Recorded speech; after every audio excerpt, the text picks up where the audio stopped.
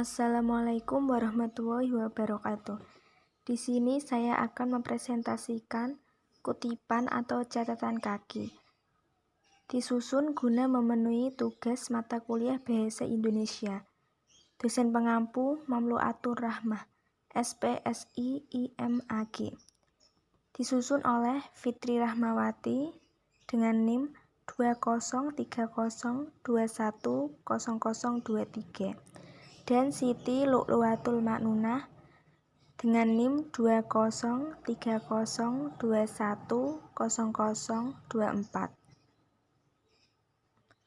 Kutipan atau catatan kaki.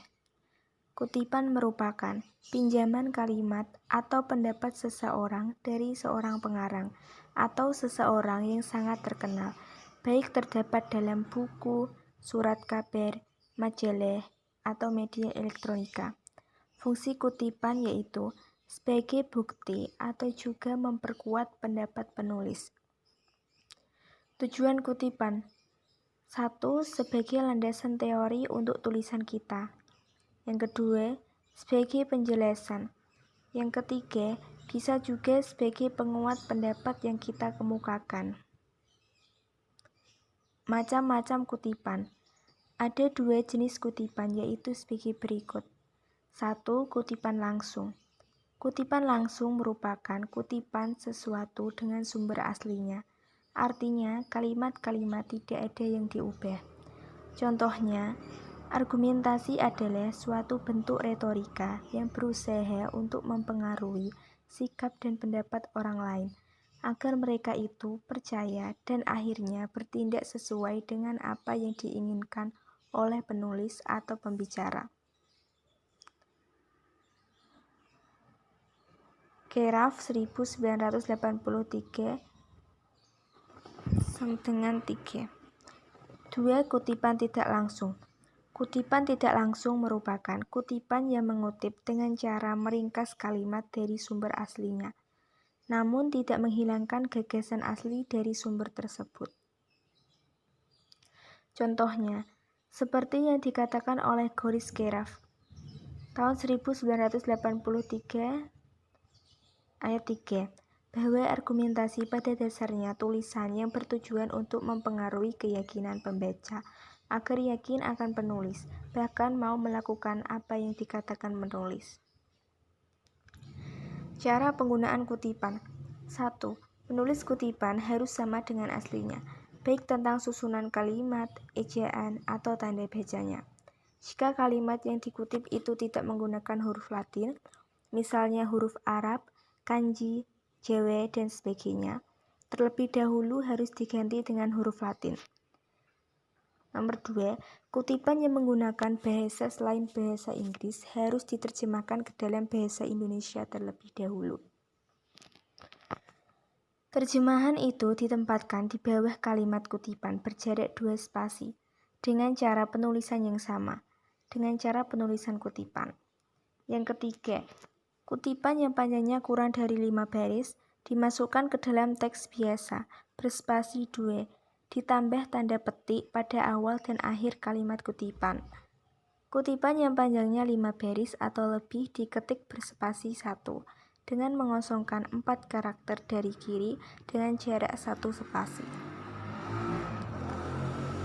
Yang keempat, bila mana dalam kutipan perlu menghilangkan beberapa bagian dari kalimat, maka pada bagian itu diberi titik 3 buah.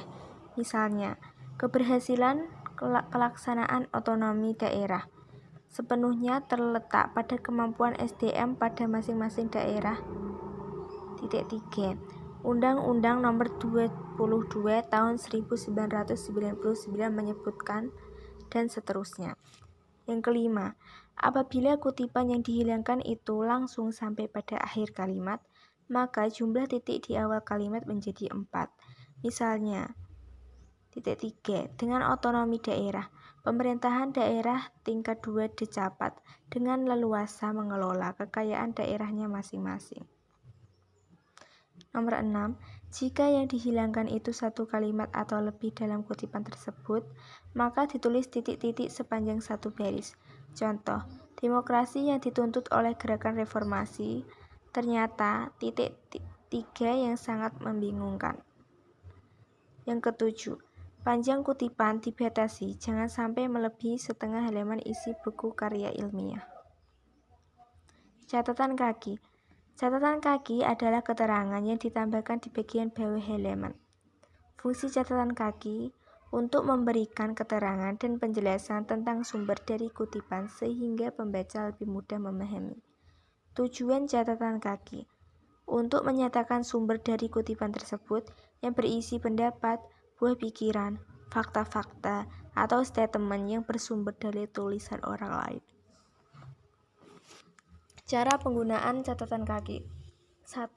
Catatan kaki diberi nomor bila dalam satu halaman terdapat lebih dari satu footnote. Penulisannya diberi jarak 1 spasi. Nomor 2. Catatan kaki ditempatkan pada halaman yang sama dengan kutipan tersebut. Nomor 3. Jarak catatan kaki dan atau footnote dengan kalimat pada teks terakhir pada halaman naskah adalah 4 spasi dan diberi garis pemisah kurang lebih 3 cm dari tepi kiri naskah ke tengah-tengah antara teks dengan footnote. Nomor 4. Catatan kaki dapat diambil dari sumber-sumber seperti buku, majalah, surat kabar, dan karangan yang tidak diterbitkan seperti tesis, disertasi, atau ensiklopedia. Nomor 5. Dalam footnote, penulisan nama pengarang dilakukan menurut urutan nama yang sewajarnya, sesuai dengan yang tertulis pada buku yang dipacu. Pangkat atau gelar seperti profesor, doktor, mister, dan sebagainya tidak disebutkan. Nomor 6. Keterangan atau penjelasan tentang penerbit harus disusun secara urut, seperti nama, tempat, tahun penerbitan, nomor halaman, dan sebagainya. Nomor 7. Bila buku dicetak berulang kali, maka harus ditunjukkan cetakan ke titik di belakang judul buku yang dirujuk dengan diberi garis bawah. Antara judul dengan keterangan tentang cetakan dapat diberi pemisah dengan tanda koma. Contoh, Little John, Stephen W. Theories of Human Communication, 5th edition, Word Publishing Company, USA, 1996. Yang terakhir yaitu nomor 8, menulis footnote tidak perlu ditulis selengkap-lengkapnya. Sekian dan terima kasih. Mohon maaf apabila ada kesalahan. Wassalamualaikum warahmatullahi wabarakatuh.